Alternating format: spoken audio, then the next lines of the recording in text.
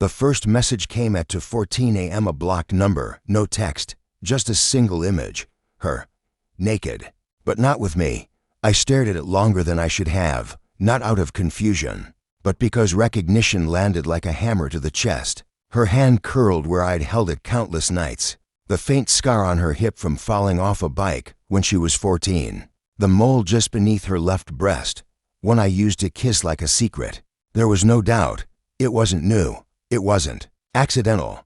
I didn't react with rage. My hands didn't shake. I simply blinked, set the phone gently on the nightstand, and let my eyes trace the ceiling. As the air thickened in my lungs like smoke, and for the first time since that barbecue, I could hear her sister's laugh again, sharp and mean, echoing through memory like a serrated blade. "If your wife cheats on you, will you cry?" She'd asked, drunk on gin and the sound of her own cruelty. Everyone laughed, everyone except her.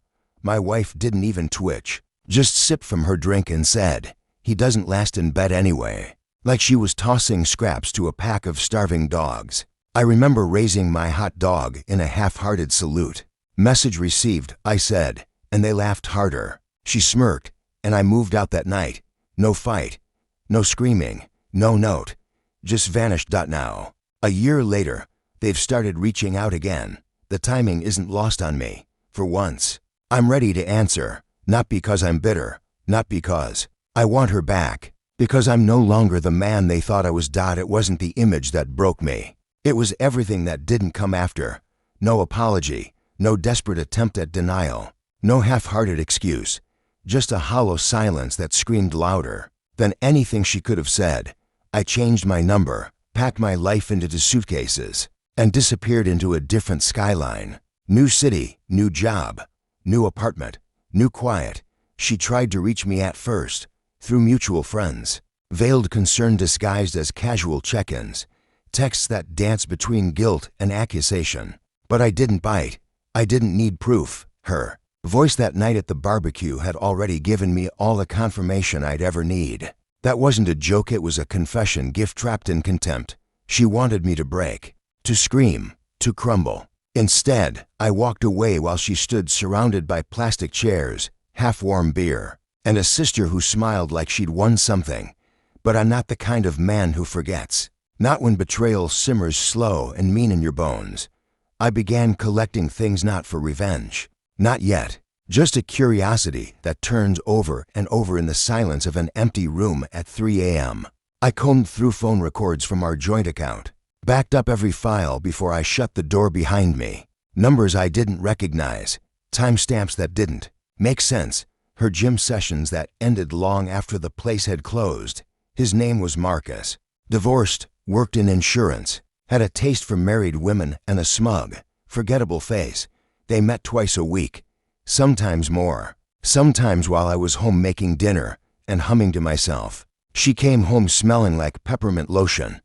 I used to think it was hers. It WASN single quotes T. Eventually, I hired someone, quiet, professional. I didn't ask for photos. I wanted patterns. I wanted truth. And what I got unfolded like rot beneath a floorboard. Familiar, consistent, brutal. She had been cheating long before the barbecue. Long before her jokes. That night hadn't been the collapse of something. It was a coronation, a victory lap among people who had known all along. I don't blame them. People love to watch someone unravel. They didn't expect me to thread every piece back together with surgical precision. They mistook silence for surrender. But silence, when wielded right, is a blade. The report came in a plain white envelope. No return address. Just facts, names, locations, time-stamped truths, and one picture, the kind of picture that severs whatever thread remains. Not that there was anything left to sever. She was in her sister's backyard, sitting on Marcus's lap, wine glass in hand, wearing the necklace I'd given her on our 3rd anniversary. Her hand rested casually on his chest. Her smile was soft, easy, completely unburdened. That wasn't guilt on her face. That was freedom. I sent her the image. No words, no caption. Just the evidence, dropped like a stone in a still lake. Then, for the first time in a year, I unblocked her number. She called within 10 minutes. "Where did you get that?" Not "I'm sorry." Not "let me explain." just panicra, sharp and deeply satisfying. I said nothing. Let the silence cinch around her like a garrote. You don't understand, it wasn't like, click, she called. Again, twice, then her sister. A flood of voicemails followed. A slurry of slurred apologies and half-formed threats. They always try to grab the knife after they've already bled. The barbecue was her idea. 1 year to the day, a healing reunion, they called it. I called it closure.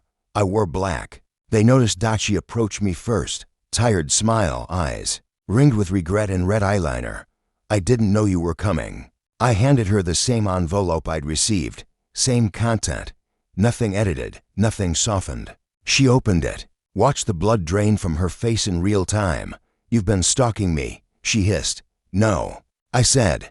I just stopped pretending. Her sister hovered close by. Half drunk and already muttering about how the past should stay buried. I walked to the folding table, picked up a hot dog, held it in my hand like it meant something. Message received, I said again. Same words, different weight. This time it hit like a wrecking ball.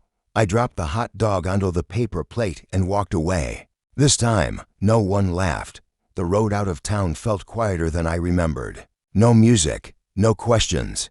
Just the soft hiss of summer wind through open windows and a silence that finally belonged to me. She had spent the year assuming I'd return. That love was a chain she could yank when ready. That silence meant weakness. But I wasn't silent.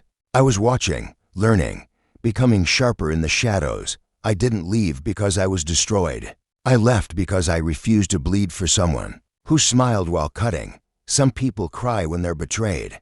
Others scream. Me, I become a ghost. I did love her once fiercely, stupidly, fully. Now I remember her the way you remember a nightmare, with relief that it ended, and a trace of blood still warm on your tongue.